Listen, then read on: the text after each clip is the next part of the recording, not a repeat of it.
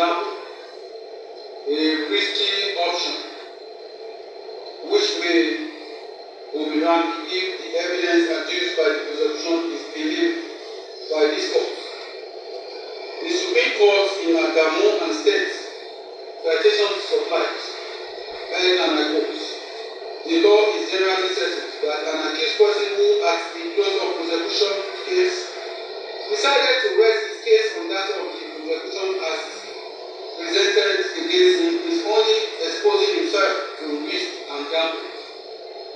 The reason being that if the case is such that even if all the prosecution witnesses are believed, yet the offense as charged is still wrongful, then the accused will get away with his case on that of the prosecution. By that choice, the accused will have decided not to explain any part in rebuttal of the allegation made against him. See also the position of Supreme Court in the case of Adibadi and State citation supply, where the support said, and I quote, "Appellant elected not to give evidence in his defense, but to rest his case on that of the prosecution. The election is within his rights under the law, but the legal effect of the said election is to leave the court of trial free to accept the uncontroverted evidence of the prosecution in proof of the charge, which the court rightly did in my view." See also the case of Akin Hussein versus Olakide citation supplies. The defendant in this case deliberately refused and failed to come any witness and present evidence through his witnesses in rebuttal of the case of the prosecution. The implication is that he admits the case of the prosecution, and the court is entitled to rely on the uncontroverted evidence led by the prosecution. With respect to count one of the charge, the defendant is facing a charge of committing an act in furtherance of an act of terrorism against the Federal Republic of Nigeria by making a broadcast receipt and act in Nigeria with intent to intimidate the population and threaten that people will die and the whole world will stand still, thereby committing an offense punishable under Section 123 of the Terrorism Prevention Amendment Act 2013. The said section provides a person or body corporates who knowingly in or outside Nigeria, directly or indirectly, willfully commit an act in relation to or in furtherance of an act of terrorism, commits an offense under this act and is liable on the condition to maximum of death sentence. The ingredients of the offense are drawn from the above are: 1. The defendant must be a person or body corporates. 2. The defendant must have done an act preparatory to or in furtherance of an act of terrorism. 3. The defendant must have done the act preparatory to or in knowingly or willfully and said directly or indirectly. See the case of Ada versus Federal Republic of Nigeria citations applied. Looking at the first ingredient, there is no doubt that the defendant in this case is a person. He is known as Nnamdi Kanu. The man is in 50, moved through trial before this court. Thus, the first ingredient is resolved in favor of the prosecution. For the second ingredient, the prosecution gave evidence showing that the action of defendants in making broadcasts threatening that people will die constitutes a terrorist act. Terrorism or a terrorist act, according to online Oxford Dictionary, is, I quote, the unlawful use of violence, intimidation, especially against citizens in the pursuit of political gain, unquote.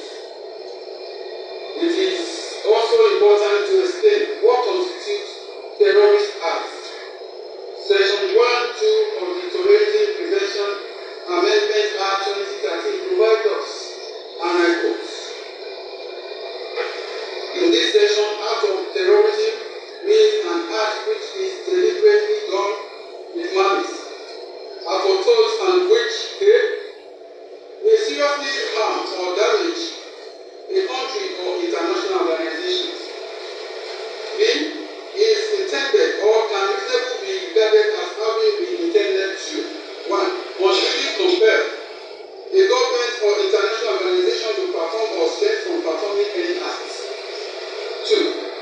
Seriously intimidate the populations. 3. Seriously destabilize or destroy the fundamental political, constitutional, economic, social structure of the country or international organizations. 4. Otherwise influence such governments or international organizations by intimidation or coercion. C. Involve or causes, as the case may be. 1. An attack upon a person's life which may cause serious bodily harm or death. 2. Kidnapping of the persons. 3. Destruction to governments or public facilities, transport system, and infrastructure facilities including an information system, a fixed platform located on the continental shelf, a public place, private properties, likely to endanger human life or result in major economic loss. 4.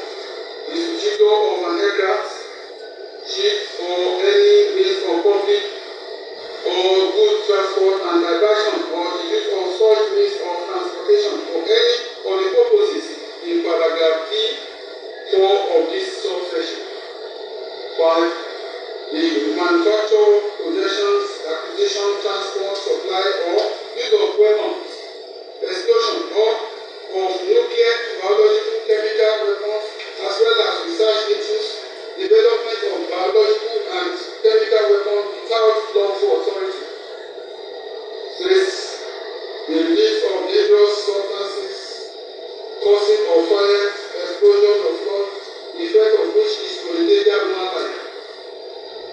7. Interference with or disruption of supply of water, power, or any other fundamental natural resources, the effect of which is to endanger human life. G. An act or omission in or outside Nigeria which constitutes an offence within the scope of counter-terrorism protocol and convention duly ratified by Nigeria. The Supreme Court, by my noble Lord Kekereekun, JSC now the Supreme now the CJN, held in Abdul Mumuni versus Federal Republic of Nigeria, and I quote, Section 15(2) of the EFCC Act provides, any person who commits or attempts to commit a terror participates in the commission of the terrorist act, commits an offence under this act, is liable on condition to imprisonment for life. Section 46 of the Act provides terrorism means any act which is a violation of the criminal code or the penal code and which may endanger the life, physical integrity, freedom of, or cause serious injury or death to any person,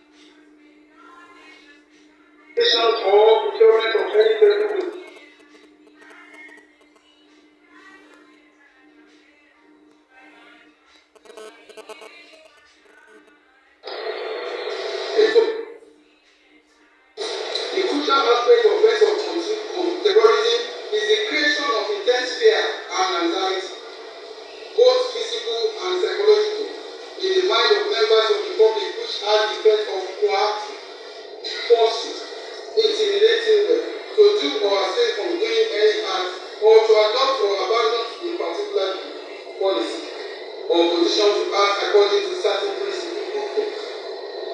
See also the case of Berende versus Federal. My research, I came across a handbook from the United States Institute of Peace titled Teaching Guide on International Terrorism, Causes and Responses, where several definitions of terrorism were given as follows. I quote, the calculated use of violence, the threat of violence to inculcate fears, intended to coerce or to intimidate governments or society in pursuit of goals that are generally political, religious, or ideological. Terrorism constitutes the illegitimate use of force to achieve a political objective when innocent people are targeted. Terrorism is defined here as the current use or threatened use of political motivated and pedestrian organized violence by a group whose aim is to influence a psychological target in order to make it behave in a way which the group desires. See KMT back. The unlawful use of force or violence against persons or properties to intimidate or coerce governments, civilian populations, or any segment thereof in furtherance of political or social objectives is derived from Federal Bureau of Investigations. What therefore constitutes a terrorist act from all the definition above is an act of violence, threat of violence intended to cause fear, puts the recipients of such violence or fear in a state of fear, applying their own definition to the facts of this case. The defendants in several of these workers made several threatening harms to the federal government of Nigeria, the general Nigerian populace, including its own people who claim to fight us.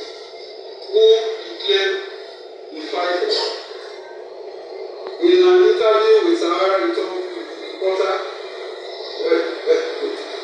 an interview with Sahara TV, contained in Exhibit PWW, the defendant was interviewed by one Rodolfo Okonkwo.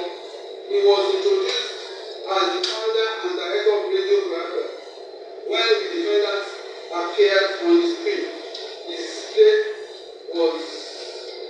nameplate was Nnamdi Kanu, director Radio Biafra.